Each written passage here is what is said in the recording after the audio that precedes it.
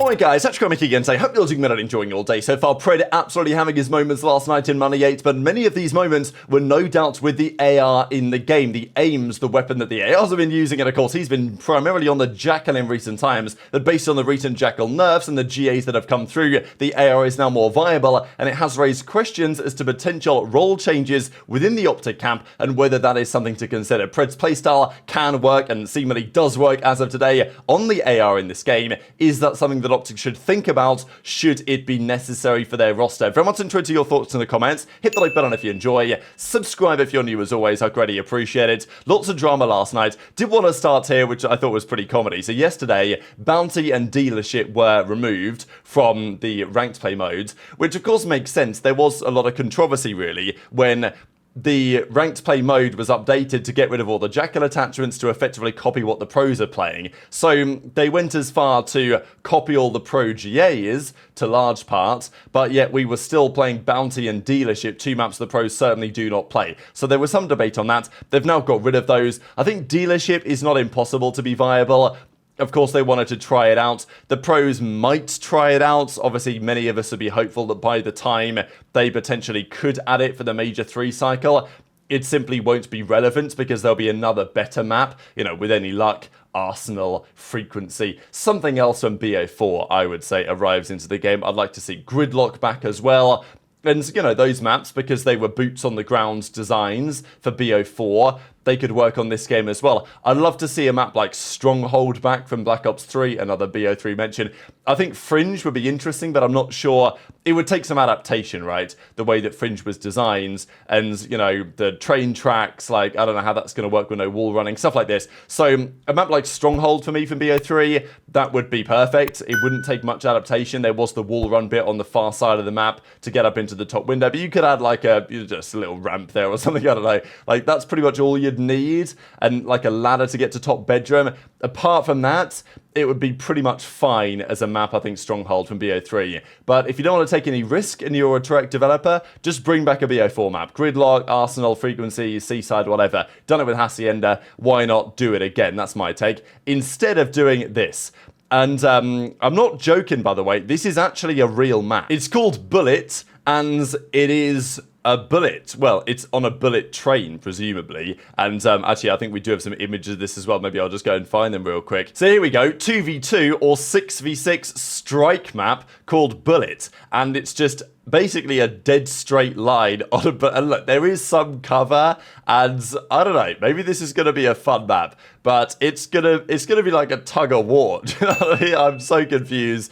I mean, what the hardware rotation is going to look like on this? How that even work? I simply don't understand. So, look, cool concept, I guess, but this is the type of stuff that we've got the developers working on. Maps like this that are going to have, like, no hope to ever be viable for something else other than just for fun in pubs. I don't really understand. So, yeah, buzzing for this one. Get this in ranked ASAP. I need to try it out. And it reminded many people of, there was like a meme that went around a couple of years ago, which is this one. New map concept, hallway, enemy spawn point here, team spawn point here. Smallest map ever, one line of sight, no cover, fast-paced gameplay, no thinking, just shooting, and that kind of seems to be like what's going on here. So I don't know how far Treyarch have fallen, I guess I might also say. Challenges drama, let's get into that. aBeZy is now on the Vegas Falcons Academy. Pretty big step for him. Of course, they've been making a few changes lately, the Vegas Falcons, in their starting team and also in their academy. Hamza, I think, was there for some time, and now aBeZy is going to be on the roster as well, so wishing him the best with the team. Now, there was also some drama on this kid, Encourage. So, Encourage, you guys remember, was on the Stallions, so Zuma's team, and then there was some drama because that team dropped him, and well, Zoom wasn't very happy about that decision because Encourage is kind of like the most well-known player and kind of the star of the team on some level. Excellent AR player. I mean, Dashy came out on stream the other week and said that he thinks Encourage is a future world champion, which is incredible gas from none other than OpTic Dashy. So, look, Encourage for now, though, he's in challenges. I think he's still 18, so really young, and as a result of them dropping him from the Stallions, or FaZe back, whatever, I think they were the Stallions this year, FaZe just got rid of them, or Zuma got rid of them, and now they've still been fighting around in challenges. Now, Encourage was probably hoping that the spot the Lunas just got on the Los Angeles Guerrillas Gentlemates would would be his spot. But that's not how it is, and he's still down there in challenges for now. And his assessment on this is pretty interesting, right? Because, you know, he says in this clip, like, obviously he's kind of struggling with the idea that he's been grinding challenges for some time and not really seeing the progression and the results and the call-ups that he would have looked for. And he's like, look, I don't know how much of this I can do. I don't know how much I got left in the tank, right, to grind out this. Now, this, of course, was causing a lot of controversy because Encourage hasn't been around that long, really. Compared to some other players, he's not been playing for that long. Certainly, I'm hoping that he doesn't quit. But people were kind of clowning him, right? Because they're saying, look, many of these players, let's say a lot of the Challengers guys, they've been grinding down there for years for an opportunity. And I think Encourage's chance will arrive. I mean, he's still very young, talented AR player. Luna's is probably top of the list. Encourage's maybe second on the list. He's not far away. If another opportunity arrives, they'll probably, you know, go for a guy like this. But does he have the mentality for it, right? That's now what people are questioning, because as Chino says, I'm not trying to be rude, but what does even saying this Challenger stuff even mean, right? You're 4 months into your first year playing. Why are you saying like this, like you've been on the biggest stage? Everything's a process. Pick your chin up and start putting belt to arse if you want it. So, and like, Chin is respectful guy, like honestly great player in his day as well, and he makes that clear in the replies, and he's saying, look, you got to have more respect for the process here. You're not like entitled to a spot in the pro league. You've been grinding your way up in challenges. You've only been around a few months, really, competing on this level. Like, you've got to prove that you're going to earn it, and teams will give you the opportunity, right? So, you know, people are obviously clowning Cheen. This guy says, interesting tweet, but Encourage at 18 clears you, brother. Guess this guy didn't watch back in the day, because as Chino says, I placed third, I beat Dido's team, OpTic, Envy, multiple top Euro teams, and lost to the eventual champions Complexity at the age of 16. So Chino was around a while, and of course, after that, he was MVP and back-to-back champion at the Team Caliber days at the start of the World War II season. So yeah, legendary player, great guy Cheen, and I think his assessments is pretty spot on the money, really, in terms of what it takes to be at the top of the game. Even Temp was bagging on this as well, because he was like, oh, you're going to criticize Cheen? That's not going to fly with me. He goes back here to Advanced Warfare. This, of course, is the legendary Retreat Hardpoint, a map that OpTic were excellent at. This was the OpTic Scumper, OpTic Nature, OpTic Crimsix, OpTic Formal team, and yeah, not often you see Formal or Crimsix go 23 and 41, but here was Donny Temp 46 and 26. Cheen, of course, was on that team as well with TJ and Hook. So yeah, legendary stuff really back in the day. And Beans was saying the same thing, right? Opinion on all of these guys that did eventually make it into the league, to say, look, you got to do your time down there in challenge. You got to prove that you're worthy of the opportunity, and also you got to prove as well that you got the mentality for it, right? Because, you know, also, obviously it's understandable being frustrated in challenges, but equally, if you're a player who's frustrated grinding in challenges for a few months, then let's say you join a team like Gentlemate and you're coming, you know, top 12, top 8 at events and things aren't going so well, you know, you then get frustrated there. You want to go to a better team, to a better team, to a better team. And that's only natural to have that ambition. But, you know, it's a process, right? That's what Cheen was getting across. And Encourage is a young guy. I'm sure that he'll get this in due course because he is very talented. And as Bean says, woke nonsense. And then Ghosty goes, I got dropped by like 4 separate teams within a few months span before I teamed up with Fellow.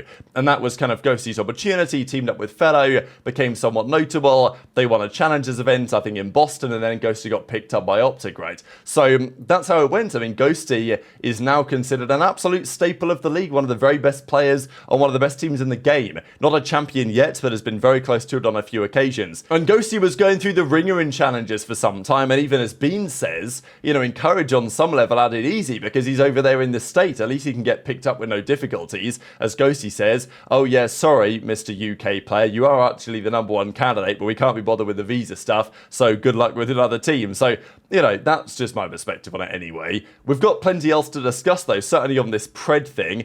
There were lots of 8s going down last night, people getting involved. I always kind of keep in mind what Drazah's tweeting out to see who's playing the 8 series here. We've got Priestahh, Hook, Paul X. Paul X is always in them, as is Drazah. Kremp, Mack, Slasher, Johnny. Dan was in there, Dan Ghosty, I'm presuming. And yeah, similar names, of course, to before. But Pred was also getting involved as well. And an interesting couple of clips I wanted to share here, certainly on the Vault, where he was playing with the aims in hand. Now, on Vault, we do tend to see a lot of ARs in play.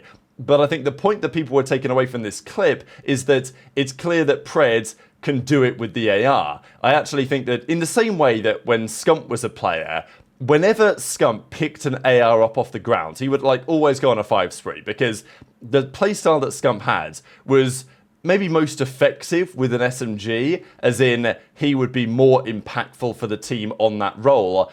But if Scump ever ran an AR, he would have been incredibly good with it. I'd also have loved to see like Scump actually compete for another year and it be like Shotzzy, Pred, Scump and Dashy. I think that would have been kind of an insane team because Scump would have been on the flexo and I think that would have been quite something to watch we never really got to see. But Pred, as I said before, in many ways, his playstyle isn't that dissimilar to the way that Scump used to play the game and also the way that he approaches things. So if he was on an AR, I also think it would work very well. Is it the best thing for the team? Maybe not. But is it an option to consider? I think certainly yes. Yeah, I'm looking left as well. I can pick a lobby, I can pick a lobby. Nothing left, nothing left. Left then. I'm gonna pitch it. Pick going left ready. All left, all left. Done. You're on the pillar, Joe. Mid pillar. I can help you in a second, I can help you in a second. Trips me. Wait, he's out of palm. One shot, means. I have no I went Vault to help you guys. He's out of palm laying down, I think. Yeah, on the other side,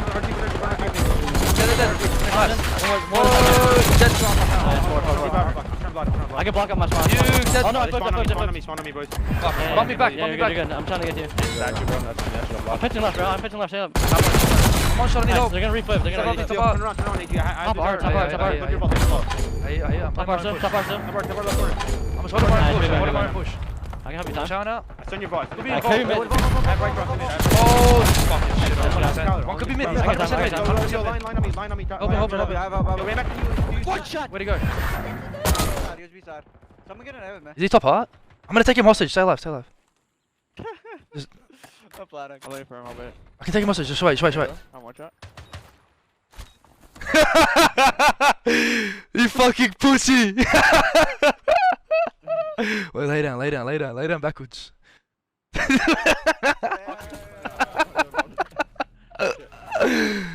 Cease checked. He's down like 500 today and he's getting hostage.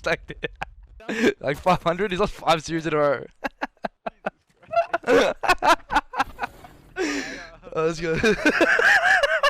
So can Pred run an AR very effectively? No doubt in my mind that is true. There are some maps in this game where potentially 3 SMGs are still going to be viable, even with the Jackal nerfs, but the AR is definitely better now, given the changes they've made to the Jackal, and on some maps, we may already see Pred decide to pull out a third AR in certain instances. So I definitely think it opens the door to Kenny going back to a role where he's not going to be on the SMG all the time, but it's at least something to think about for OpTic, because can Pred run this weapon effectively? Yes. Would Kenny be better off on the SMG? Again, I'm not sure. I don't know if that's necessarily going to work, but as I've said over the last couple of days, it's something that OpTic might need to try, because like if they don't try anything, it's probably not going to just magically resolve itself, the issues that they're currently having. So I think it just opens the door with the talent that OpTic have, and a guy like Pred, and even like here, you know, the fact that he's laying down with the AR and he's just making the play that he needs to make in the moment and making sure that his team is in position before he goes to make more chows, then it's an option that OpTic have on the table there. So intrigued to your thoughts on that one in the comments section below. A classic little COD player interaction here between Dashy and Scrappy and some others to close out the video, but hit the like button if you enjoyed, subscribe if you're new, take care, and I'll see you next time.